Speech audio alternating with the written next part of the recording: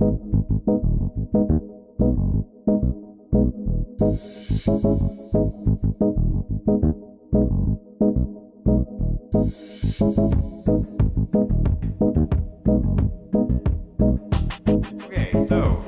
everybody.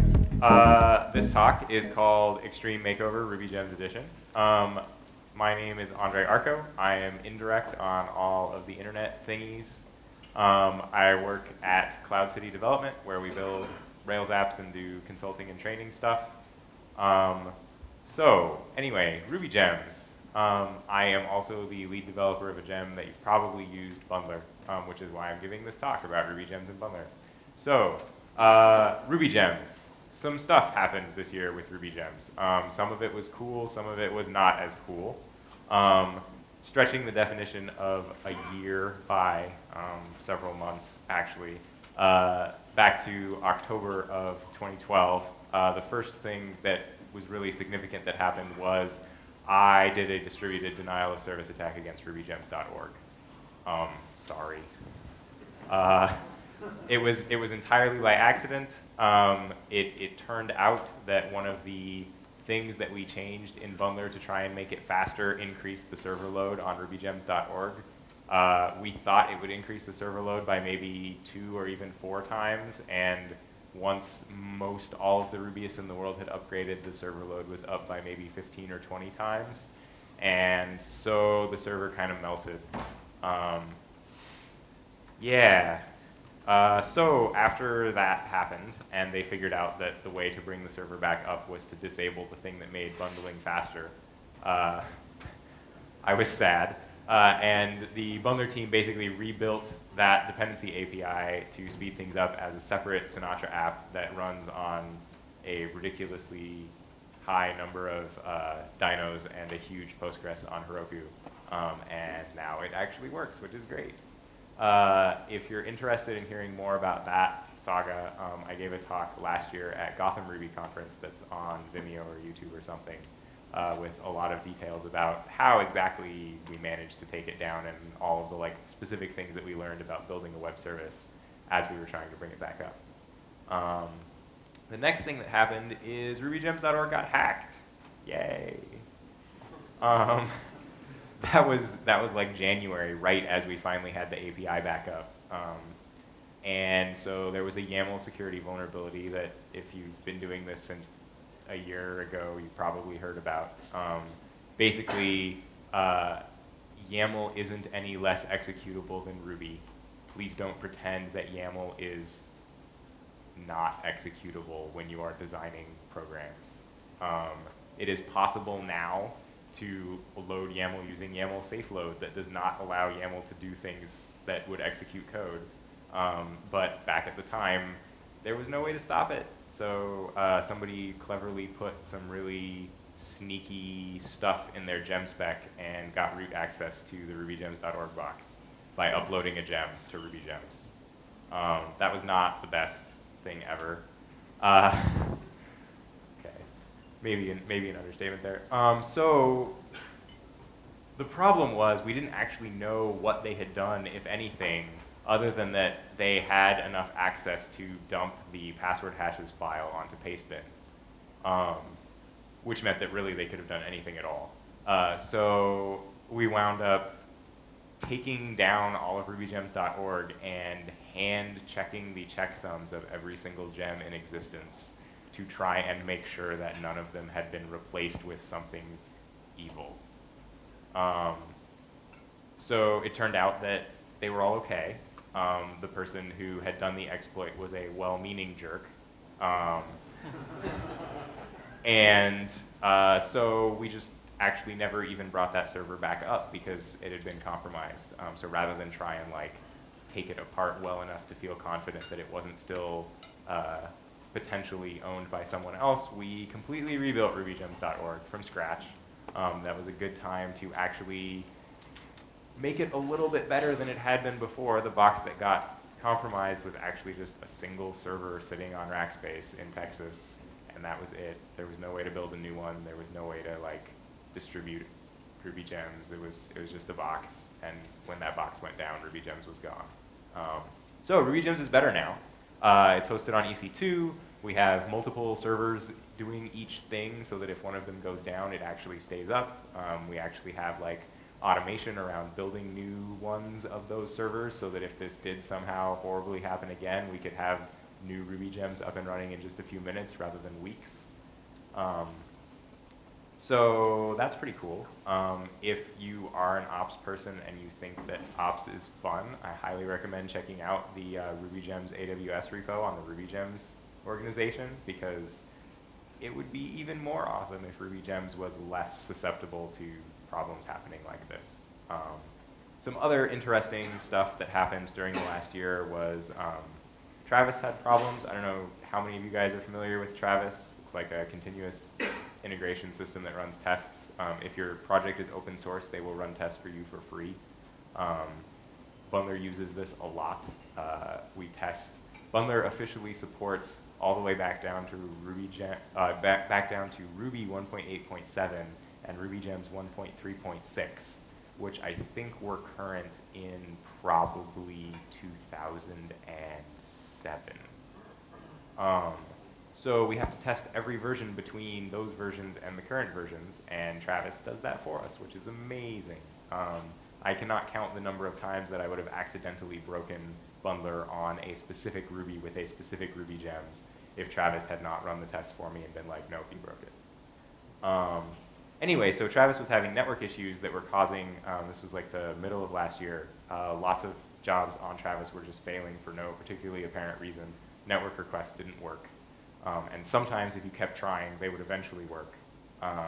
And there was a bunch of like unproductive attempts to figure out what was going wrong, and I kind of like accidentally one day discovered that a friend of mine had figured out that it was DNS, and all of Travis's VMs were being run in a data center on the west coast of the US, but with their DNS servers hard-coded to be on the east coast of the US. And so every time they tried to get a file from a content delivery network, they got sent to servers on the other side of the country.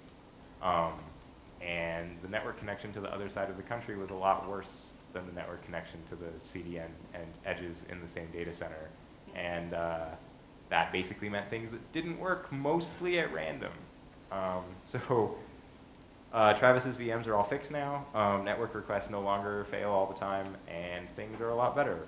But of course, having figured that out, that was right when SSL started not working. There's kind of like a theme going on here with Rubygems. So in order to make an HTTPS connection using SSL, you have to have a root or a certificate signed by a root on your computer that you trust, that allows you to verify that the server that you're trying to talk to is who it says it is. And it turns out that Rubygems had started using some certificates that were only able to be verified by the default certificates included with Macs and not the default certificates included with Linux and Windows machines. This was really painful to figure out because of the number of people being like, oh, it works fine for me. So we eventually wound up switching around how we do things and including the certificates that we need to check if Rubygems really is Rubygems actually inside of Rubygems. So it works on Linux and Windows even if your machine can't verify rubygems.org. Rubygems itself can verify rubygems.org.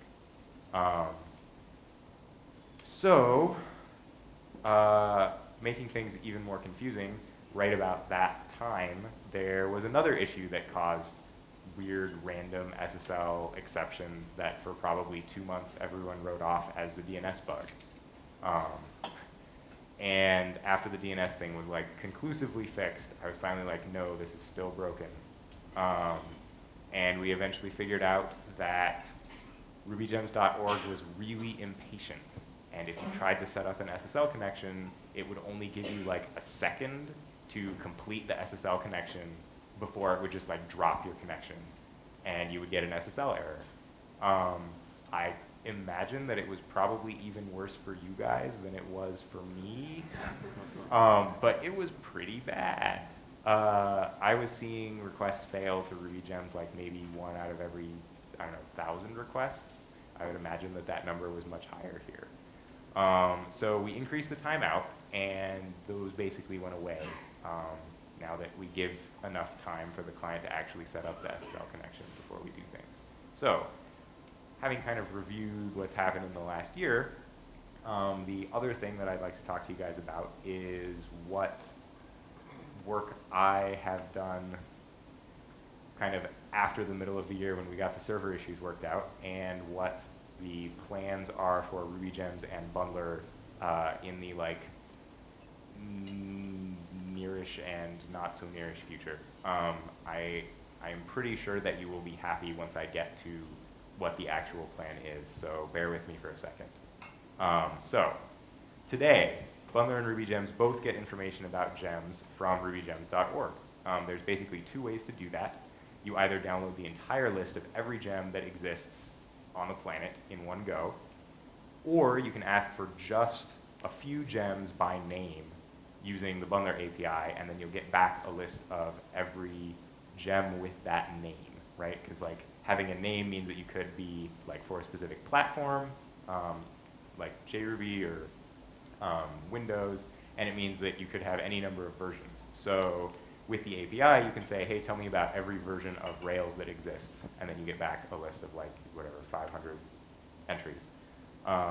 So the list that's just every gem ever was, up until super recently, what you had to download every time you ran gem install. This is why gem install was not significantly slower than like installing, back in the olden days, installing a bundle with a few gems in it, because they basically did the exact same thing. They both downloaded the entire list of all the gems, and then they installed just the one gem that they pulled out of that giant list. That list is huge. It needs a lot of memory. People were pretty unhappy with needing to know about every single gem ever so that they could install like the newest version of Rack, which has no dependencies. Just a little. So one of the first things that we did to try and speed things up for Bundler was we built the aforementioned Bundler API, which is how we DDoS rubygems.org. But on the upside, that is a lot faster if you have fast connection. So if you have a fast connection, it makes several round trips to get really tiny files, right? Like just a list of all of the versions of Rack, and then it's done. But if you have, like, say, Sinatra, and then it turns out Sinatra depends on Rack, you have to make another request for Rack. And so then you end up with more requests, but much smaller files. In places like the US, where latency is low and it takes a long time to download megabytes of information about gems, this was a huge win. Default installs went from like 30 seconds to like maybe 5. Here, where round trips are super expensive, I imagine that there was barely any noticeable change whatsoever. That was not really a thing that I was thinking about at the time that I designed that 2 years ago. The other downside of both of those formats actually is that they're all one-offs. There's no way to like keep a hold of that thing that you just laboriously went and fetched from the US. If you run bundle install 10 seconds later, it's like, well, gotta go check. There might be new gems. I'm gonna download the whole thing. So that's kind of frustrating. So kind of on the whole, things could be better. So kind of over the last year, I spent a lot of time talking with the Rubygems team and the rest of the Bundler team and some of the people who run rubygems.org and people who've done like packaging things on other languages and platforms. And we kind of eventually, through lots of like, well, we could try this, we eventually settled on something that seemed like a relatively good idea. And the more or less single goal of that entire plan is to make installing gems as fast as we possibly can, using every idea to increase the speed that we have been able to come up with collectively. The plan is relatively straightforward, but it's super different from how we've been doing things up until now. So the way that we do things now is that gigantic file, or those like smaller pieces that are just like a slice of a few gems at a time, are all marshaled using Ruby's Marshal format, which takes a Ruby, or like in this case it's an array. So it takes an array in memory in Ruby and then basically like writes that out as a binary file. And it's more or less gibberish until you load it back into Ruby as an object. And that's cool, I guess, but it's not really like updatable. Like if you add a single gem to that array and then you write out a new marshaled file, it's a completely different file. Like you have to download the entire 4 megabyte thing again because you added, 14 letters at the end. Kind of frustrating. So one of the big things that we would really like to change is just completely switch to using just like plain text entries. It's a text file. That means that you can like put stuff at the end and then you can just get what's at the end. It also makes it way easier to cache. You don't have to like throw away the entire file. Like if you're 10 minutes old, there's just one line missing. There's not. It's a completely different thing. It also, as plain text, completely removes all the issues around YAML that have been causing security vulnerabilities up through like last week when there was a security issue with libyaml and now everyone has to rebuild their Rubies from scratch. Hooray. So caching the indexes means that we can just say, oh, you have the latest, and then you don't even have to download anything at all. It means that you can potentially even just ask for the lines that have been added to the file since the last time you downloaded it, which is kind of awesome. We also, in the plain text index, we split up information about each gem into a single file that just keeps information about that gem. So you can cross-reference between the master list of, well, there's a new version of Rails. I guess that means I need to download the update to the Rails file. But if there is no new version of Rails, there's only a new version of Rack, then you can completely skip updating the file that tells you about Rails. You know you have the latest one. So it's actually like the level of granularity that means that your local cached files can be up to date in a reliable way, or at least a more reliable way. So the practical upshot of that is that it reduces the number of requests that you need to make a lot, and it reduces the amount of transfer that you need to do by a lot. And I think that both of those things combined will make people running bundle install in South Africa much happier. So on top of that, once we've switched to that new index format, we can actually move like all of Rubygems behind a CDN because we can just cache that index text file. Right now, it's maybe possible to put the like worldwide list of every gem ever into a CDN, but like everything about how it's structured right now makes that super hard.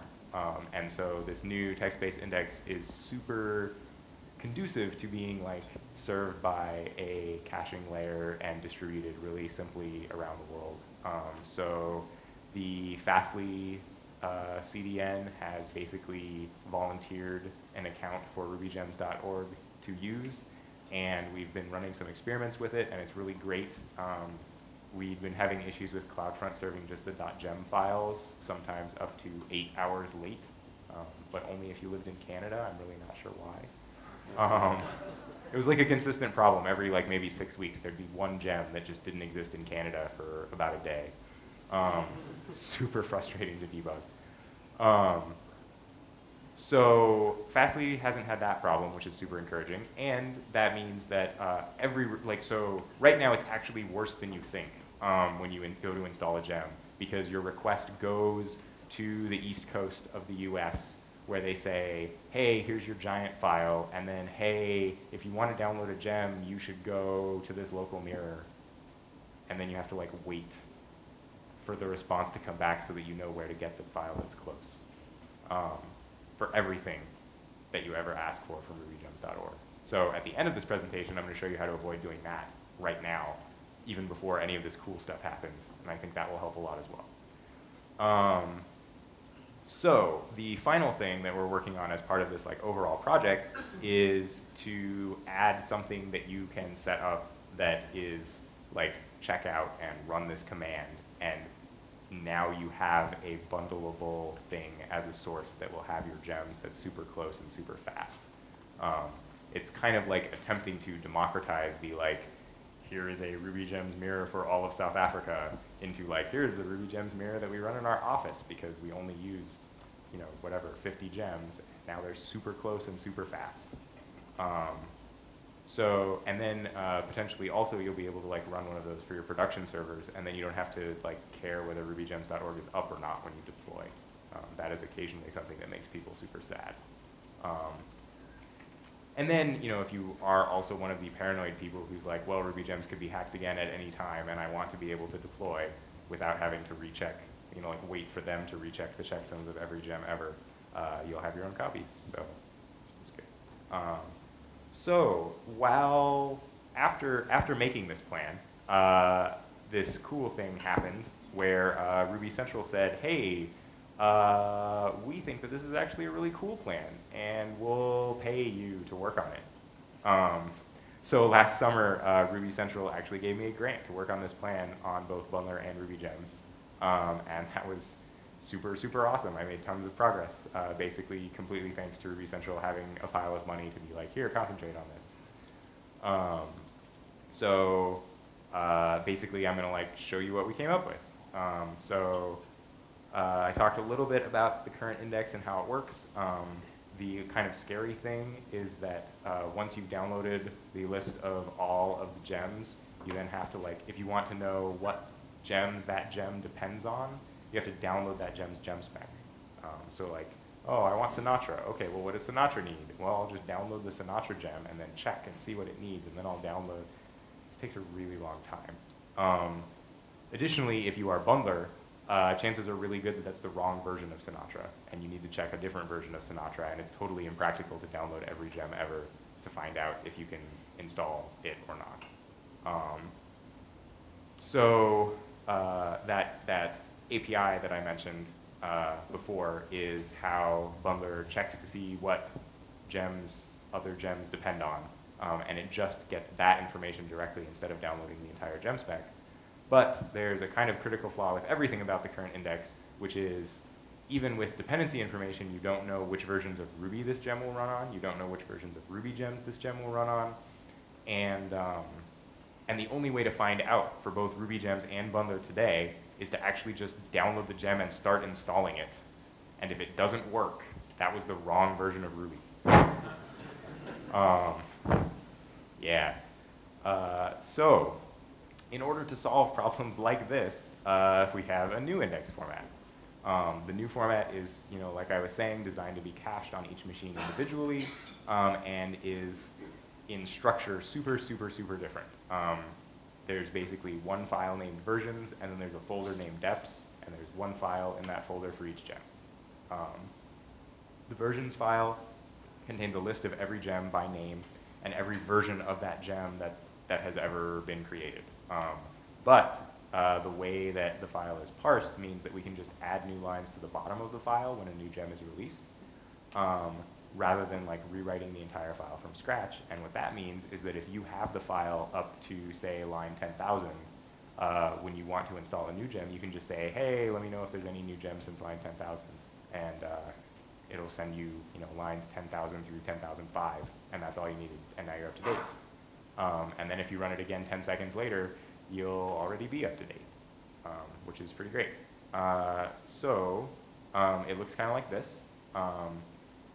Basically, it's just the name of the gem and then a list of versions of the gem. It's super hard to parse. We use string.split, and then we know what versions exist. On the upside, string.split is a really fast parser. It's basically the same speed as loading a gigantic array into memory from a marshaled file, which is pretty cool. When a new gem is added, even if it's already in the file, we can just add the line to the end, and then everyone can be up to date, and it should be pretty cool. The other kinds of files that make up the entirety of the new index format are the deps files. And they're like pretty straightforward. It just lists each version and then the gems that that version needs. So it looks kind of like this, and that's what lets Bundler figure out if that version of that gem will work with all of the other gems that are in your gem file and that are supposed to be installed. Just like that information about each gem is enough for Bundler to be like, well, will this one work with this one, with this one, with this one? Yeah, okay, cool. So that file adds the information about which version of Ruby is required, which means that Bundler will actually be able to, if you're running on 1.8 still, I'm so sorry, Bundler will finally stop trying to install gems that the newest version only runs on 1.9. And then in some hypothetical future situation, it will work with whatever the next major breaking version of Ruby is. That's kind of where we're at right now. We've designed the new index format. We have the new index format being served from the Bundler API app that runs on Heroku. We have the new index prototyped in Bundler. It actually works. You can install things super fast. It's not actually released yet because it doesn't work with any other gem servers yet. And we figured it was probably important to continue to be able to use all of the other gem servers in the world. So that's kind of part of what we have left to do next, which is finish making that work with everything, and then basically Rubygems is also going to start using this new index, and we're going to start serving it from rubygems.org. And so both Rubygems and Bundler will use this same single index format that they can kind of like keep cached and share with each other and not have to download everything again every time you ever run a command, which is pretty great. And then like I was saying earlier, the last thing that we want to do is actually put every single file behind Fastly, which means that even when you're just downloading the index files, you'll be hitting wherever Fastly's closest edge node is, which I think is in South Africa, but I should probably check on that. Anyway, it's a lot closer than the east coast of the US.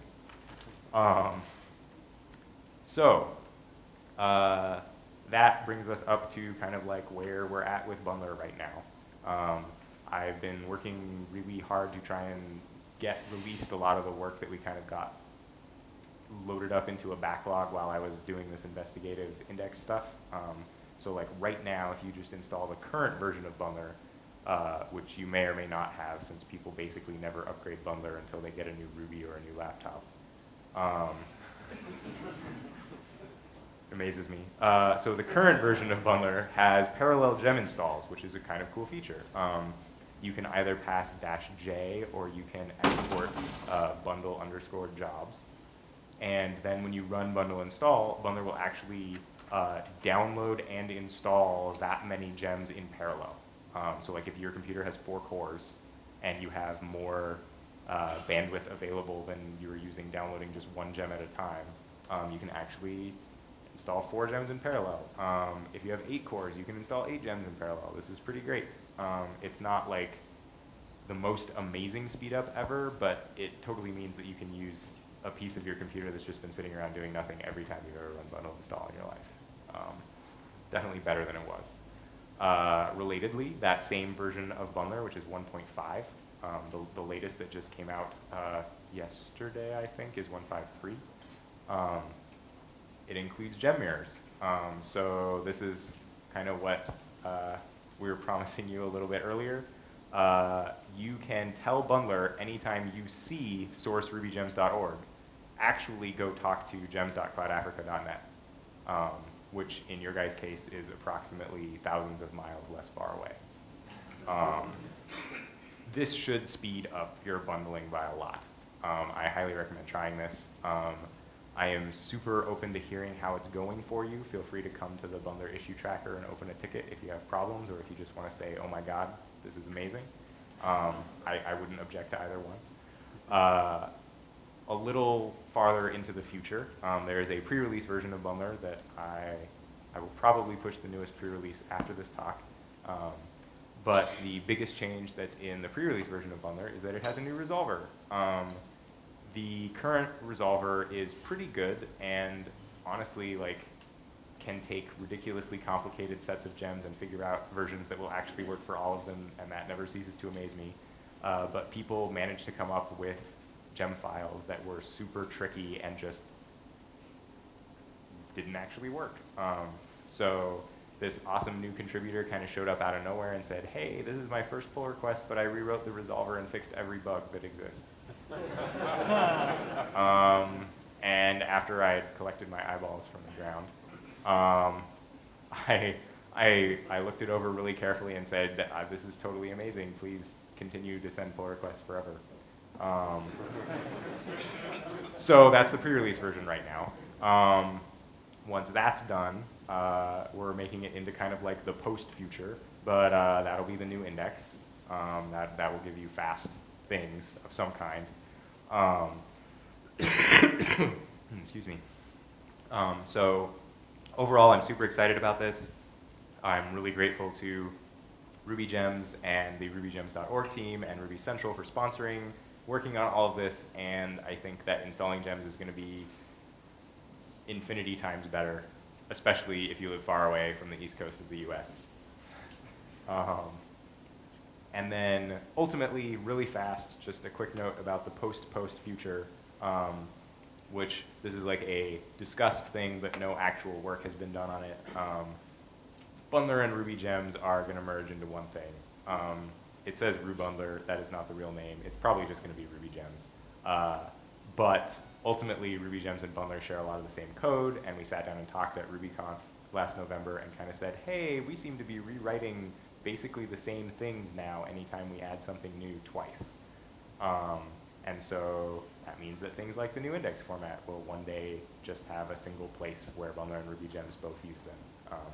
So that's, kind of soon. Probably we'll start working on that next year and probably finish that the year after that, but it's a nice idea. So having said all of that, you can totally help with this.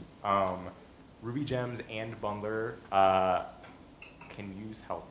On the Bundler team, we put a lot of time and effort over the last year into setting up kind of like information for people who are interested in contributing to open source.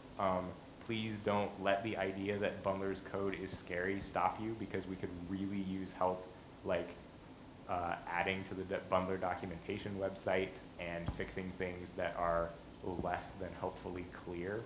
And basically, I don't have enough time to fix everything, and so that would be super awesome. And kind of like, we put a lot of effort also over the last year into getting people who were new to open source or actually completely new to Ruby started with both programming and with contributing to open source by working on Bundler. The Rails Girls project did like a Rails Girls Summer of Code for girls who had never done programming until a Rails Girls workshop, but wanted to get started in open source. And Jessica Suttles, who's on the Bundler core team, actually like led a team of 2 girls who had no programming experience whatsoever to contribute to Bundler for the entire summer. That worked really well and was kind of super awesome. If you are interested in helping with Bundler and or Rubygems, hit me up. That's my email and my Twitter. And we would love to help you get started with open source stuff. That's all I got.